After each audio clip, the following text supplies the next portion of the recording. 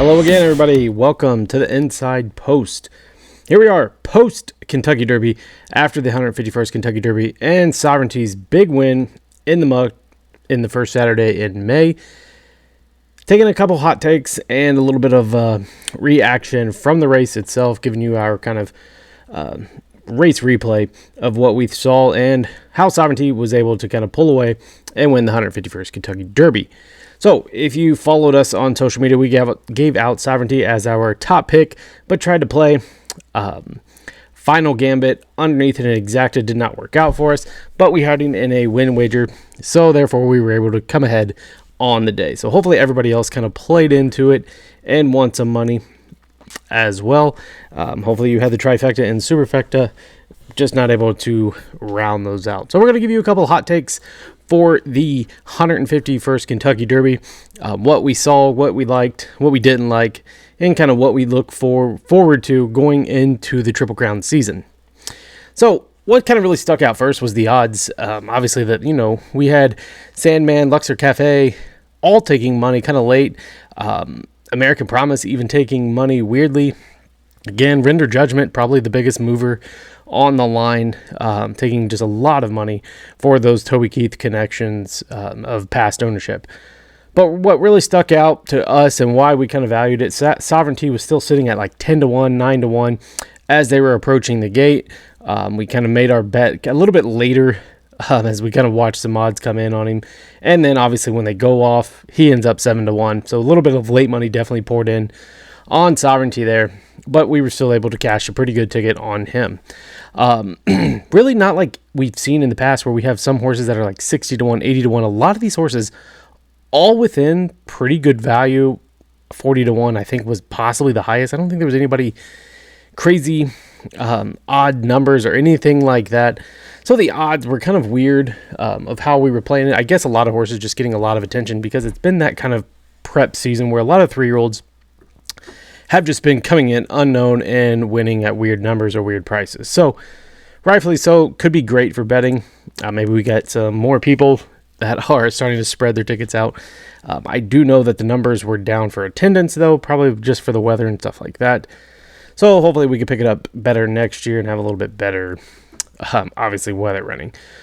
So, we're going to take a look at the replay for the Derby and see what we can kind of decipher, come up with, of what really happened and what to expect kind of going forward. And some crowding down toward the inside. Journalism has a...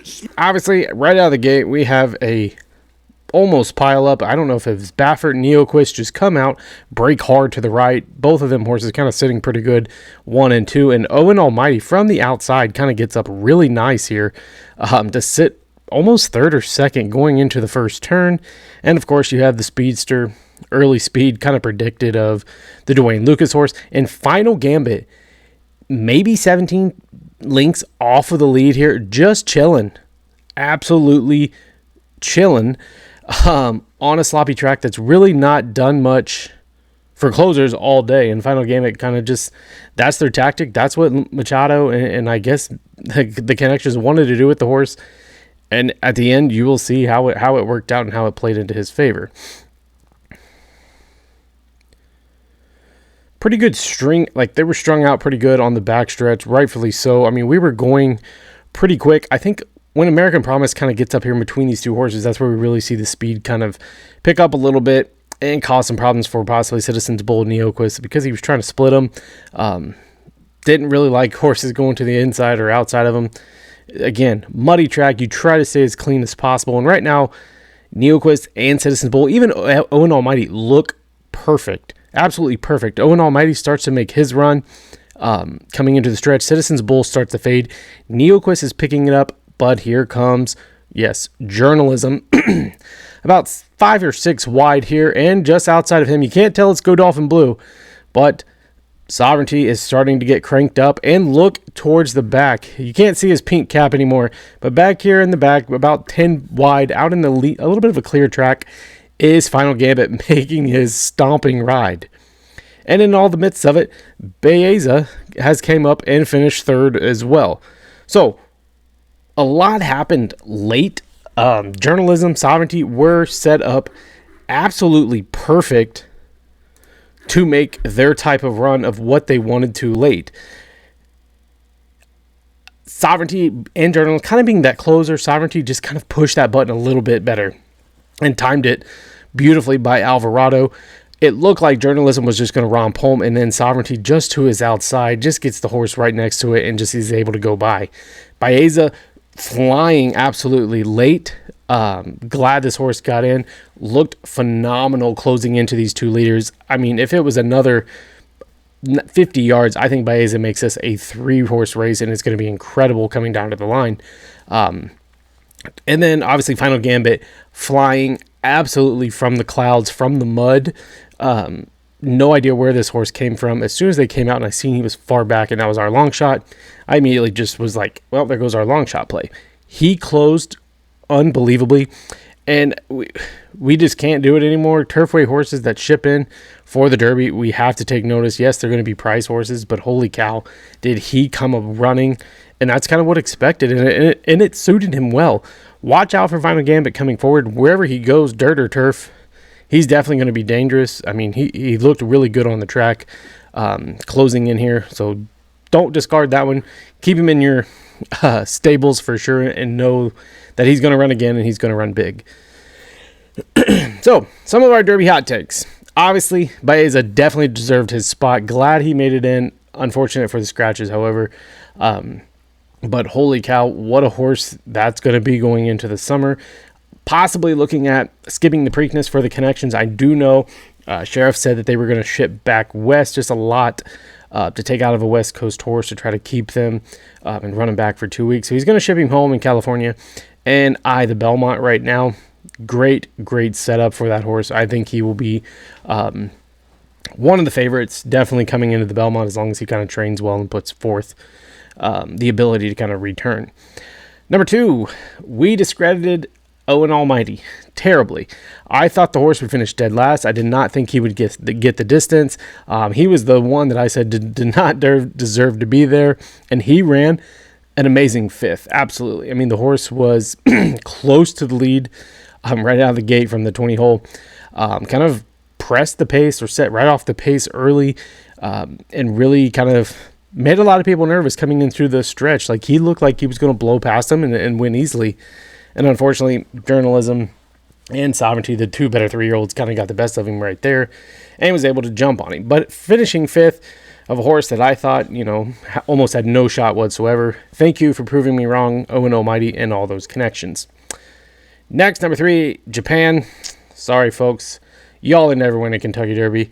Every year we get it. This is the horse. This is this. Luxor Cafe was supposed to be this speedster. No. No. If it was a fast track, no, he ain't getting there at all. Admire Daytona, dead last. Stay home. Give it to the States horses. We don't need to give you all 2 spots anymore. It's just becoming a waste, and we'd rather see our horses here. Number 4, Sandman. All the hype for nothing. Absolutely nothing. Yes, he should have closed. He could have been a big closer. He's just a horse that's just kind of, I don't know if he's still green and consistent. Yes, I know there's 18 other horses that he ran against, but it just wasn't his day. And rightfully so. I knew in his last prep race, it was just his race day that day, and that's how he won that prep. Going forward, yes, he'll win some races, but he's definitely going to have to, for his closing ability, he's going to have a fast pace, and there's just some other closers in here that have a shit ton more of late speed. And our other hot take, sorry folks, there's probably not going to be a Triple Crown this year. If Sovereignty happens to do run, it always happens. There wasn't really anything wowing us. Yes, he did run on him off track. He was able to close really well, and he's looked good, and we've been watching this horse basically all winter and all spring. I would love it for the sport. If he kind of can get to the Preakness, fantastic. I know Mott has talked that they're going to take their time and decide. They have about 8-7 days, I think, to make that decision. Yes, it would be great for the sport, but let's look out for the horses. We want to see this horse kind of run all summer and possibly into the Breeders' Cup. That's what's best for the sport. I just don't know about the quick turnaround 2 weeks. He did come out of the mud. Again, Mott said he ate up all of his feed. the night of the Derby that he was not expecting the horse to eat. So that's always a good sign. So, I mean, there are some things leaning that they may. Of course, the connections or the owner, it has the last say. Ma can only advise of how he kind of gallops, walks, whatever, the day after or a couple of days after, what he looks like. So a lot of signs point that he's healthy. He's in good shape. Nothing really came out of it. I think he had a scratch on one of his legs when he got bumped early. But other than that, nothing else. I just think it's going to be a tough task. The way it sounds from the trainer is they don't want to go to the Preakness unless the owner is going or wants to go. I think he could easily win the Preakness. There's going to be some tough competition in there for sure. You have Grande and possibly Rodriguez, who got scratched out of the Derby, who are going to be looking for some vengeance. But I think it all boils down to the Belmont. That's going to be the toughest task if he gets through the Preakness. And who's going to be waiting there? Probably Baeza, for sure. And we may even see Final Gambit. And obviously we could see a couple of these other Derby horses that it could be running in there as well. Owen Almighty, I think, is going to go back to a mile, so he probably won't come into any Triple Crown races. But I know I'm the bad guy saying no Triple Crown this year. I just think it's best for this horse possibly to skip the Preakness, maybe go to the Belmont. If he runs in the Preakness, great. We probably won't see him again until maybe the Breeders' Cup if that happens and he doesn't run well. So we kind of want to see the horse all summer, so I would hope that they do what's best for the horse, possibly skipping it, going into the Belmont, and maybe he can get 2 out of the 3. That would be cool. But we'll see. If he's on the Triple Crown course, awesome. We'll give you a video of the Triple Crown of what we think could happen, and hopefully Sovereignty can do a double up, and maybe we get a Triple Crown run and he can go to the Belmont. But it's a tall order, tall task to ask, just looking out what's best for the horse. So we'll see what happens. So there's our kind of Kentucky Derby hot takes and a Kentucky Derby replay of our take of the 151st Kentucky Derby. We thank you for watching, liking, and subscribing. You guys have been killing it. We've had like 30,000 views on our channel. So if you watched, make sure to hit that subscribe button. Get our subscriptions up that meet our views. We thank you guys and be looking for our Preakness videos coming soon. Have a good day.